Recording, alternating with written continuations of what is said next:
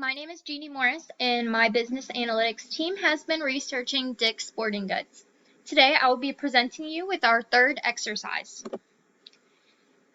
The first part of this exercise was to identify different data quality factors, and we chose both completeness and timeliness. Completeness asks, does it meet expectations of comprehensiveness? And timeliness asks, what info is available when expected and needed? And we chose both of these data quality factors because they do contribute to poor data quality within Dick's Sporting Goods. So the chart displayed was pulled directly from the Dick's Sporting Goods playbook, and it does provide an example of a lack of completeness, which can result in poor data quality. If you look at the second paragraph, it states we were missing some water and waste data for 2016 at the time we published this report. This negligibility affects 2016 greenhouse gas emissions. We will update our 2016 baseline with this information in next year's report. So as a result of the missing data, the greenhouse gas emissions were not accurate for the year 2016. However, we should bear in mind that the data quality factor of integrity is apparent as they were honest about the data being missing. So how do we go about measuring completeness? Seeing the amount of data that is gained from each Dick's Sporting Goods, and by doing this, we are able to obtain the most amount of data we can for each store and warehouse. By double checking and clarifying that the data is submitting, and some stores may not include certain stats or operations that may fluctuate the actual totals and percentages of waste for that specific store. So as a means of improving completeness, we will be making a full proof sheet that describes exactly what totals and percentages the stores are required to fill out. By doing this, we can ensure that stores are not missing data as a result of just not knowing what they were supposed to turn in or keep track of. Secondly, having a supervisor specifically make sure that the data being given is accurate and not skewed in any way. It's important that we do obtain accurate data. We do not want stores lying about the waste that they are generating because they're scared of looking bad. We want them to be honest so we can find mechanisms to fix it. Our second data quality, which is timeliness, and here is an example from the EPA. Many data sets are delayed due to the volume of data being collected and reliance upon external open sources. So in this case, the data set from EPA only runs through 2018, with that year being the most recent information available. This would factor into Dick's Sporting Goods' inability to collect some data points when running their analysis of greenhouse gas emissions in comparison with national data. So timeliness can become an issue because it also impacts the data quality factor of completeness. If we do not have the data available in a timely manner, then our data set will not be complete.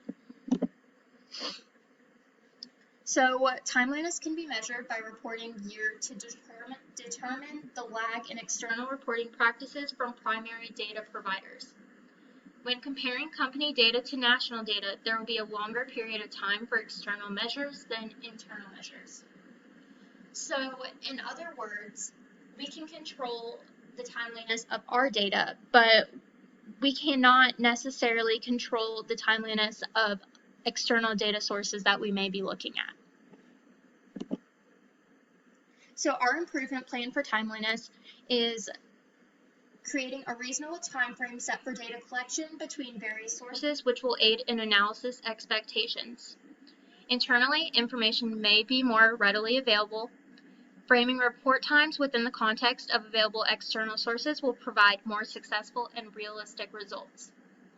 And a personal example that I have of this is I am working for Dr. Davis, and we oftentimes will pull data for his presentations. However, a lot of times it is provided quarterly, so we have to wait for the quarterly results to come out.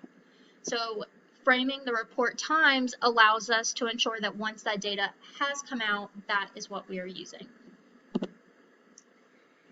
The second part of our exercise is identifying data characteristics and distribution through SAS Viya. So we were able to put our data into SAS Viya, and we were then asked to identify whether it was categorical data or continuance data.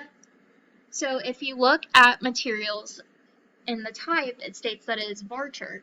Varchar is a categorical data, and it refers to a fixed length character string. Then if you look down further in the names column, you will just see a string of different years, and these are categorized as being double. Double is a base SAS numeric data type. It is also considered a continuance data, and in SAS, double refers to a 64-bit double precision floating point number. Then to further elaborate on data types, again looking at materials, you will see that under actual type it says string, and varchar is classified further to detail that it is a string data. We were then asked if there was any missing data, and so we created another chart to show that if you look at the years, in 1960, 1970, 1980, 1990, and going to 2000, it goes in decades rather than yearly. Then from 2000 to 2005, and then 2010, we see that it goes in intervals of 5 years. And then from 2010 and so on, it is yearly. But leading up to 2010, there is some missing data as it is not provided yearly. We were then asked to look at our data contribution. We viewed the different pattern counts, and for all of the yearly data, we did not see any patterns. However, under materials, we see that there is a numerical value of 16. This may be a result of it being a different type of data, because if we go back a few slides, we're reminded that the material sector of the data is categorical versus the numerical part being continuance.